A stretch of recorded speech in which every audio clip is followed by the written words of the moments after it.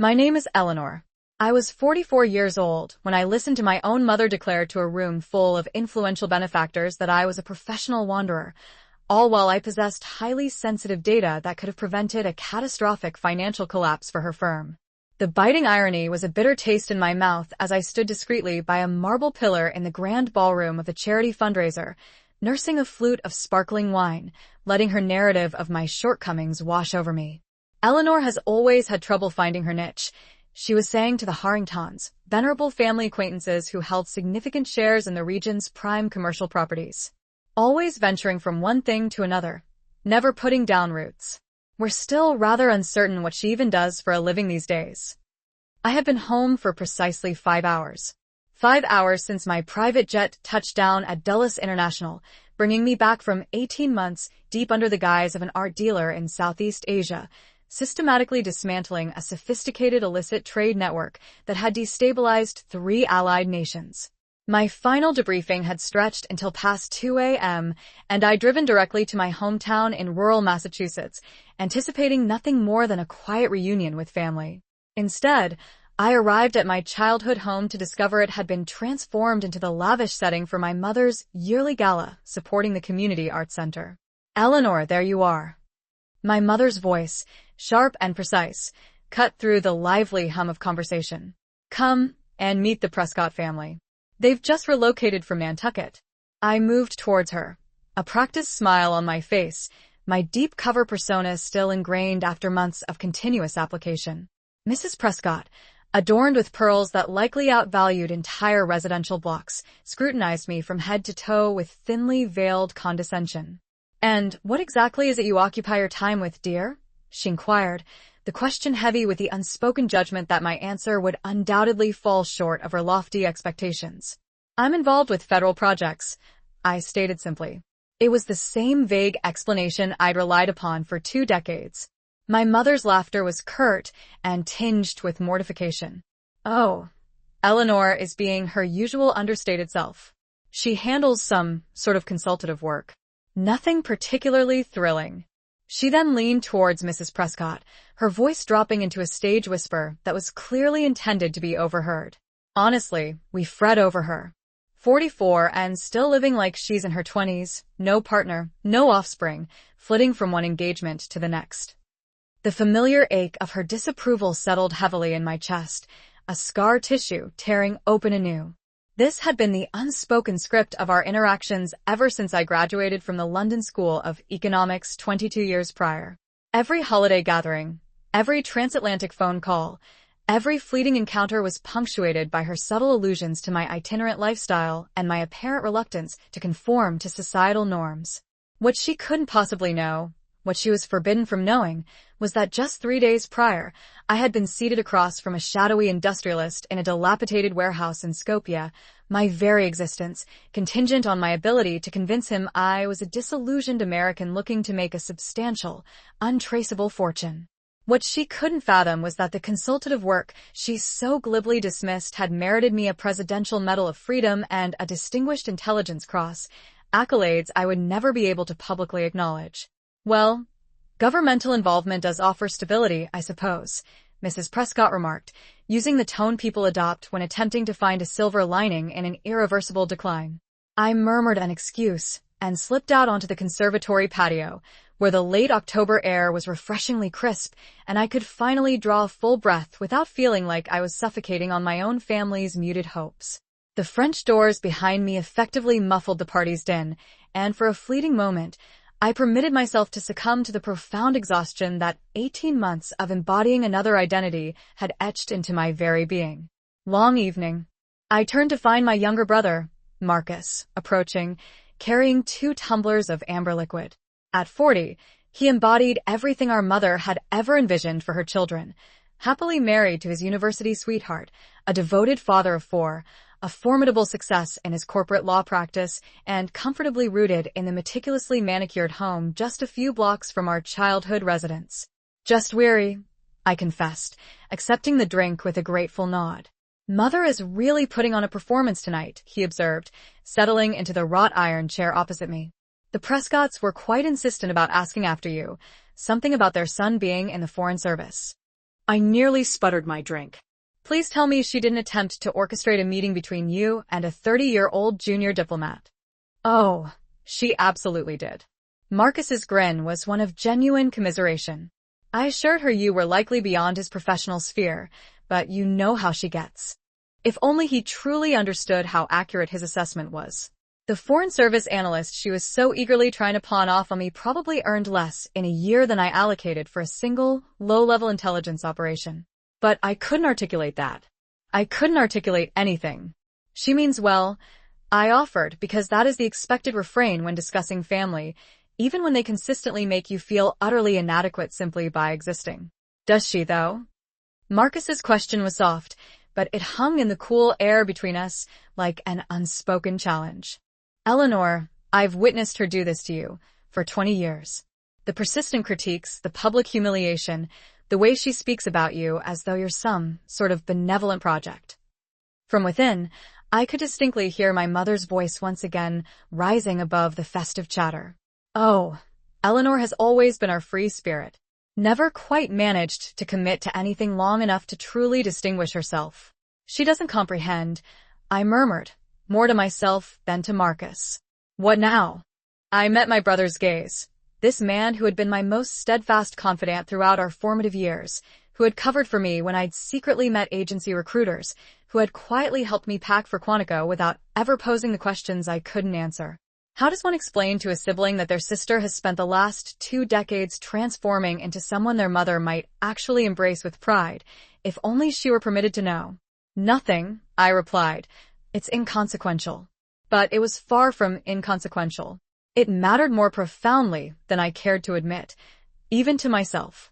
For years, I had reassured myself that I didn't require my family's affirmation, that I was serving a purpose far grander than their provincial aspirations.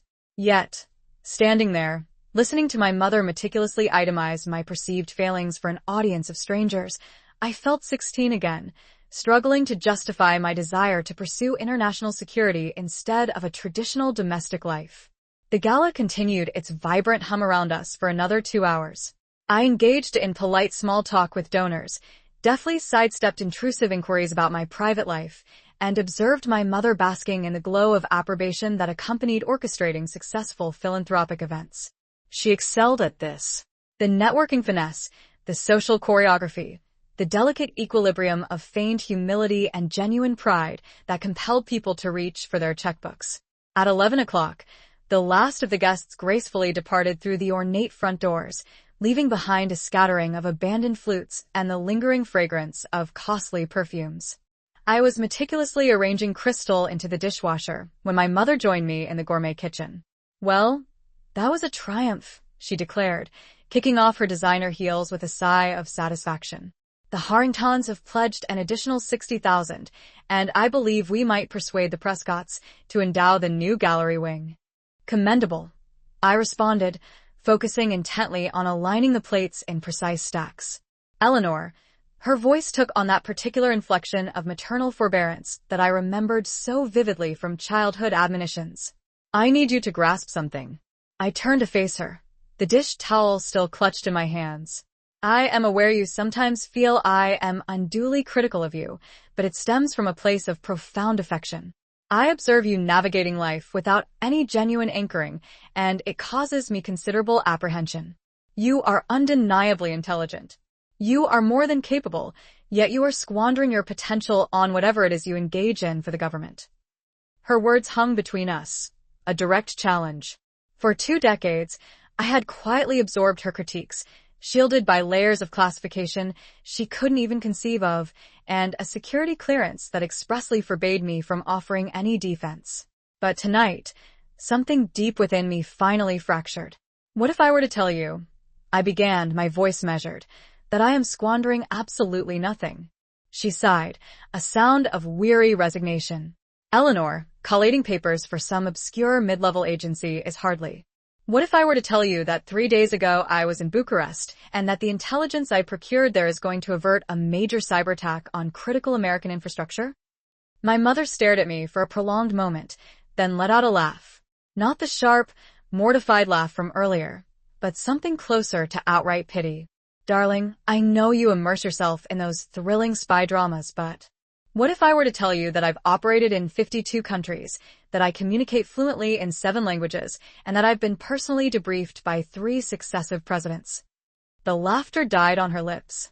Something in my tone, or perhaps the subtle shift in my stance, caused her to take an involuntary step back.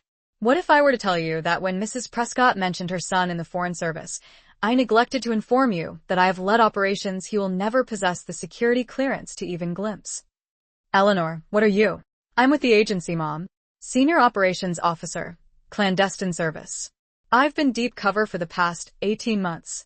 And prior to that, I spent 3 years in West Africa cultivating assets that enabled us to dismantle a major cartel. The kitchen descended into a profound silence, broken only by the low hum of the refrigerator and the faint whisper of cars passing on the distant street outside. My mother's countenance cycled through a series of rapid transformations, bewilderment, incredulity, and finally, something that might have been dawning comprehension.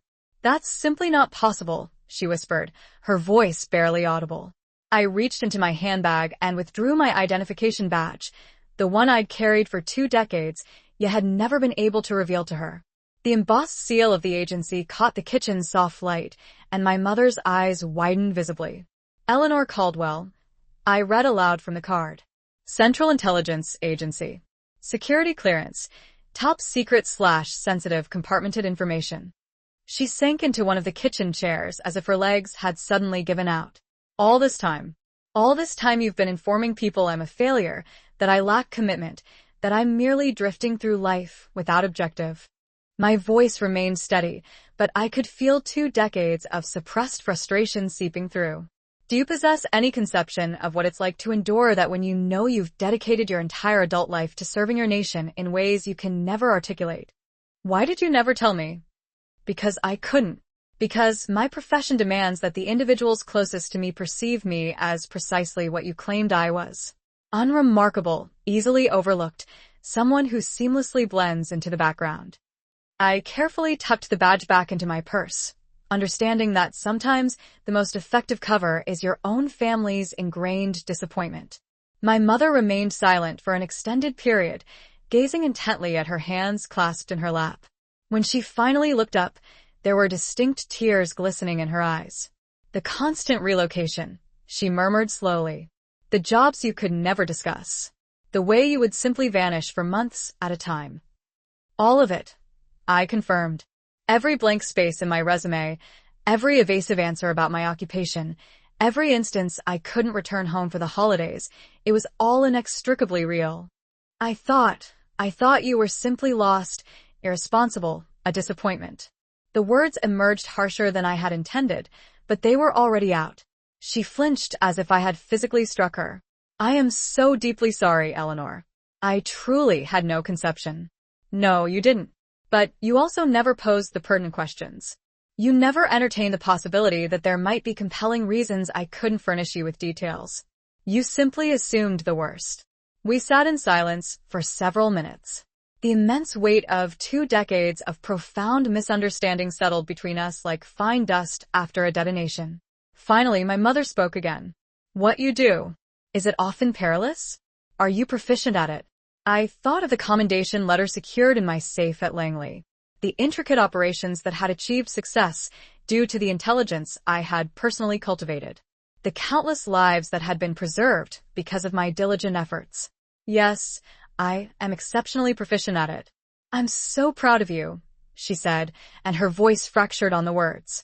"I am so incredibly proud of you, and I am so profoundly sorry that I've spent all these years making you feel like you were never quite enough."